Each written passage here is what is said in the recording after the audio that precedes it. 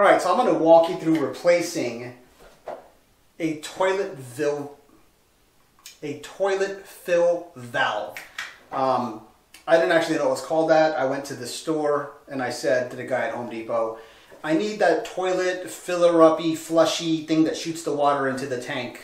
And he looked at me like I was nuts. Then he proceeded to walk me over and showed me a huge assortment of these things, and there's a lot. I went with the pretty much mid-range, and it's a little different from the current design, but it's going to work. So I'll walk you through swapping this out with the existing one. You're going to need one of these. You're also going to need some nylon tape. It's actually called PTFE thread seal tape. But you're going to need that so that it doesn't leak. So here's how we're going to do it. Oh, and by the way, it doesn't require any tools. All right, so first things first, we got to get in here. So this job here with this thing and this little floaty ball piece, this is the current fill valve, and it has this little pipe that feeds into this little pipe right here. I'm getting very technical, I know. Well, there's a break down here. It's kind of hard to see. And there's also a leak underneath it. And when I flush a toilet, it shoots this insane jet of water down here, and it shoots water particles and splashes everywhere. And sometimes it'll actually leak out of the top of the tank. So it does need to be replaced.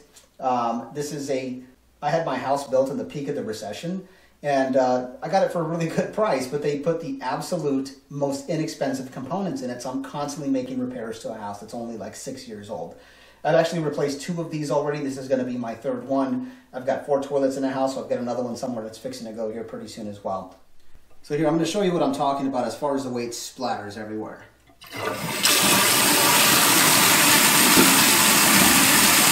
It's actually shooting all the way up here, and there's a mist coming out. My camera's kind of far away, thank goodness. So you see all this commotion that's happening here. Okay, so now that it's stopping, but you could see that there was like this insanity that was happening in here when I flushed. So we're going to go ahead and swap that out. This next step is rowdy, crazy important. Anytime you're working on plumbing and you're going to be working with fittings and disconnecting water connections, we got to turn off the water. And I think, there you go. Then we got to drain all the water out of the tank, because once we pull this out, the water's just going to pour out of the bottom. So here we go.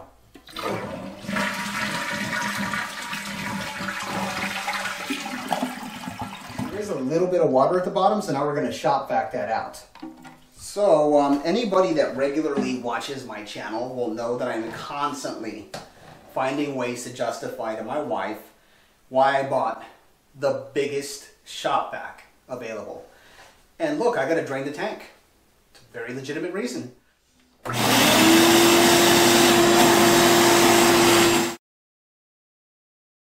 All right, now I did turn off the water, but I'm still going to put a towel down here.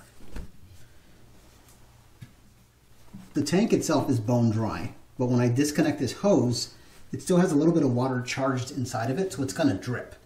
And down here, there's a plastic washer here, or plastic nut I'm going to turn off.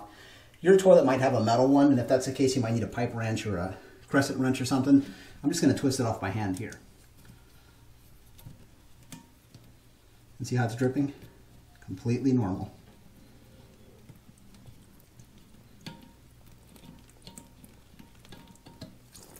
There it is. It's disconnected. Now I'm going to take off, there's another plastic washer, well, sorry, another plastic nut down here I'm going to take off. This one's pretty tight, so I'm going to go ahead and grab a crescent wrench to loosen that up. Now that it's loosened, I can just twist it off by hand. There it is. There we go. See, that was on the bottom of the tank. There's actually a hole there now, and had we not turned off the water or drained it completely, it'd be pouring out all over the floor. We can throw this away or sell it at a yard sale if you want, but anyways, this is the piece that broke on me here earlier. I could have probably just bought another tube, but there's also cracks that were along the bottom here where it was coming out. So we can toss this back. This is actually the same tech they used back in the Stone Ages when dinosaurs roamed the earth, so we can get rid of it.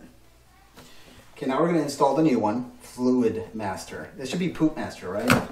Turd Master. Just pull it right out.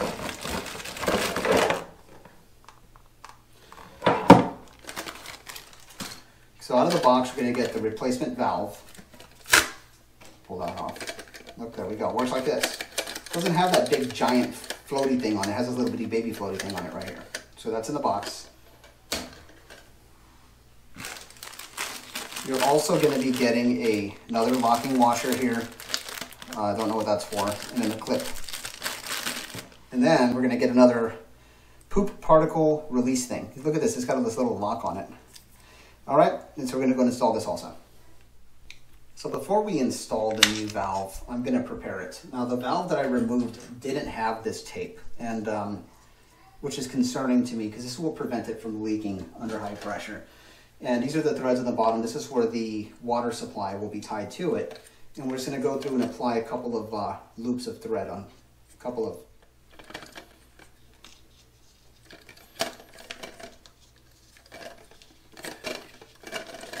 Let me just pull it off. So what will happen now is when we put the water supply back on, this will actually seal it so that it doesn't drip.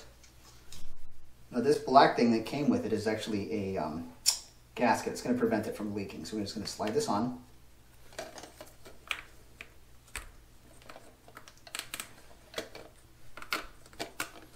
Down to the bottom like that. That's going to prevent this from dripping water.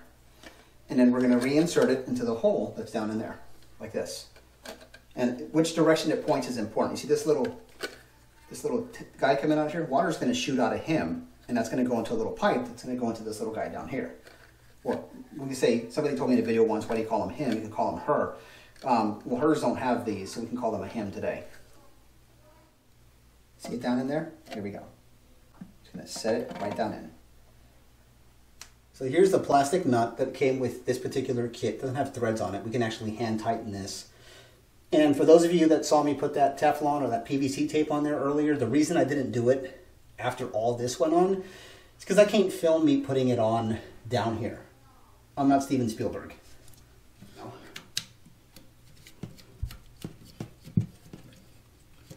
Now on this here, we're just going to go hand tight.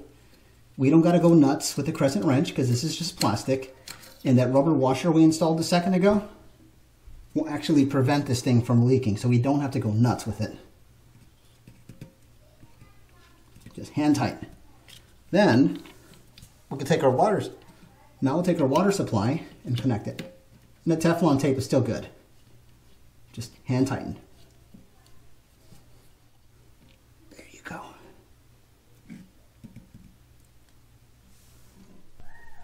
At this point, we're pretty much almost done. This is the little floaty thing here. This is going to go up and down and tell it when it's full. This little screw here, it will actually allow you to raise or lower if you wanted to add, so you could get this weight up further up if you wanted to add more and more water. This is the pipe we're going to install. Again, this is so that your poop particulate can be rinsed off the inside of the bowl. And this little rolly thing here, this is more of a conservation thing. This will allow you to conserve how much water is being released. Now, in my house, I'm just going to leave it on full blast. Let's just rinse them turds clear, right? And what I'm going to do here now is we're going to put this end of the pipe over this little guy right here. It's going to slip right on, all the way in. And then this little fastener here is just to help hold it in place. Okay, now my pipe had this extra piece of plastic in here, and I went ahead and clipped it away. You don't have to do that. The reason I did is because I didn't want this jet to hit the little piece of plastic and then spray water and defeat the entire purpose. So now this is a clip here. This clip is going to go over this pipe, and it's going to hold this tube in place and make sure that it's pointing straight in there. And I'm going to fit that over. Now to make this go on easy, I'm actually just going to spit on it. There we go. And then slip it right on. Lube it up and slide it on. All the way in. Okay, then we're going to use this little clippy guy and just secure it. Now this clip will fit over this pipe in here. All the way down. There it is. Now this tube is super duper long. I don't really need a long old mama tube like this. I'm going to leave it for now. I think we'll be okay. I just don't want it to get in the way of this action over here, you know, like, oh, we're going to fight. It really wouldn't matter, but it's not going to be as pretty.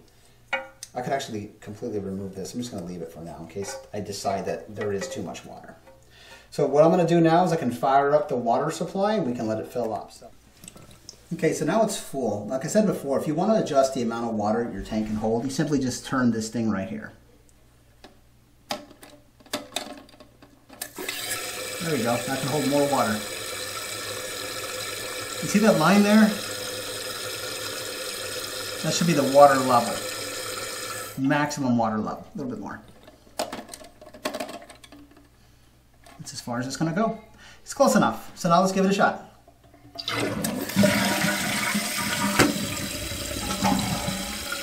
There we go. Look at that. Beautiful.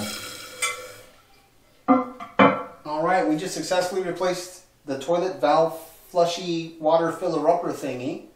And I double checked. We have no leaks. I'm going to pick up this towel. And good luck.